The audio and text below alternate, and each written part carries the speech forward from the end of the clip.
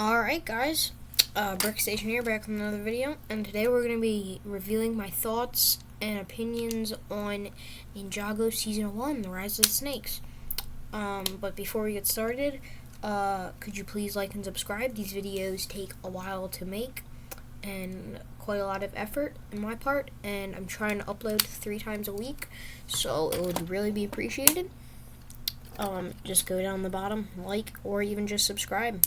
I'd be fine with one of them. But yeah, let's get into my thoughts.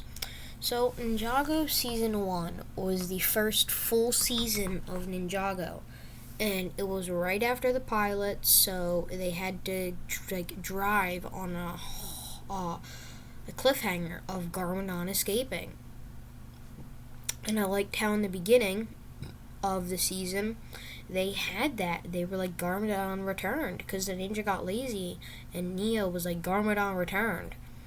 And the ninja were like, oh no. So they rode their dragons, went down.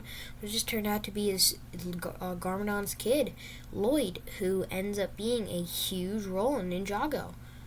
But yeah, this season, let me get into him. Into his character. This season introduced Lloyd, and in fact, he's on screen right now. They introduced him to the show series, and it was a huge thing. And if you don't know, he actually ended up becoming the Green Ninja. The whole team thought it was going to end up being one of them. A lot of the fans thought it was going to be Kai, but it ended up being Lloyd. And that was a huge thing, and that's not a lot of people like Lloyd as the Green Ninja. A lot do, but some don't. A lot of older Ninjago fans think Lloyd shouldn't have been, and they think Kai should have. But yeah, this season also introduced the Serpentine, who ended up being a huge role in a lot of the seasons. And it had a lot of plot points. It introduced True Potential. It introduced the Serpentine, the Great Devourer, the Green Ninja. What else? I don't know. Introduced some of the ninja parents. That was really cool. I really liked seeing all the ninjas' parents.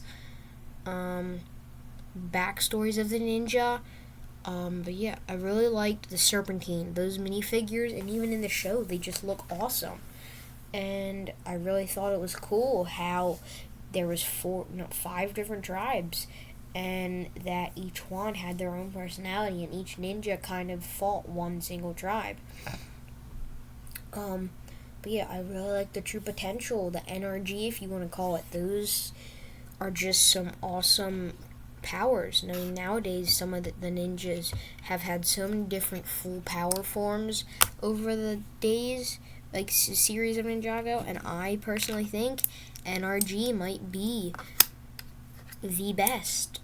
In maybe it's either first or second, and that in dragon form really are up, like, they're neck and neck. I don't know which one's better. But yeah, I really enjoyed it, and I thought it was just cool how they had awesome powers, and they had full potentials that each ninja unlocked. And it was cool how you got to see the ninja's backstory and, like, problems with their life, and I really enjoyed that. And I liked the plot point of figure out who was going to be the Green Ninja. There were so many things pointing to have been Jay, pointing to have been Cole, pointing to have been Zane, and pointing it to be Kai. I mean, Kai, a lot of people thought that was going to be it, since he had such a huge problem with Garmadon.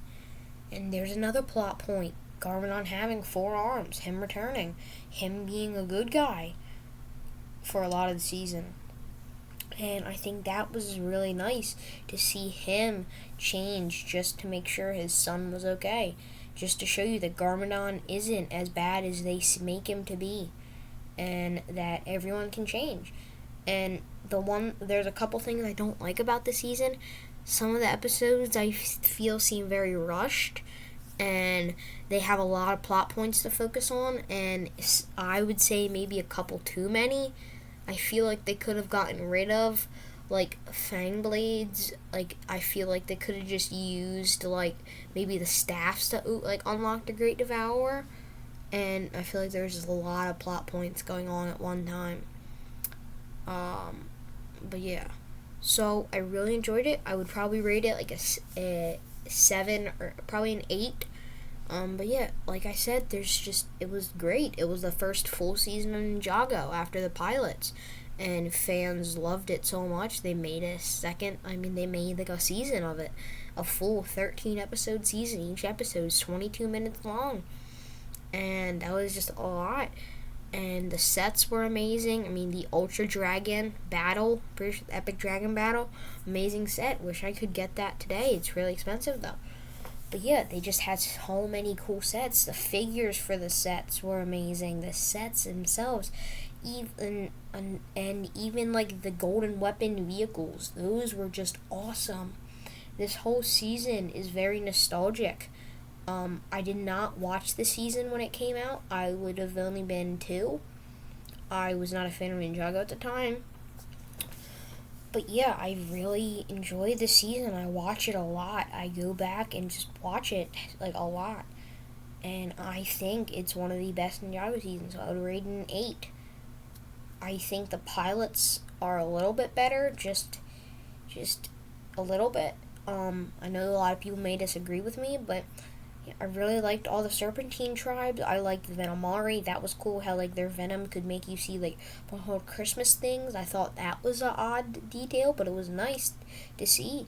I like the Fangpire. Those were probably my favorite tribes, that they could turn you into a snake. And they're also go against my favorite Ninja J. In fact, he's on screen too right now. But yeah, I liked that. I liked the Constricti. They were like super strong. They had such a strong grip. The Hypnobri, they could like hypnotize you. And the Anaconda, which there's only one of, the Pythor, he was the leader. And I just think that this season was very good, and it was good for the time, and it still holds up today. But yeah, so I would rate it an 8, and I really enjoyed it. There's a couple things I don't like. I don't like how many plot points there are. It also, some of the episodes just feel kind of rushed. There's a lot going on. Like I said, so many plot points. But yeah, it introduced a bunch of characters. I really enjoyed that. It introduced Lloyd. It introduced Garmadon's 4 arms, which now today, anytime you hear 4 arms, if you're a Lego fan, you think of, oh, that's Lord Garmadon. That's Lord Garmadon. And Lego just really did a good job with that. I think they did really good with this season. I would rate it an 8. But yeah, that's my thoughts. Alright. So, see you in the next video. Brickstation out. Peace.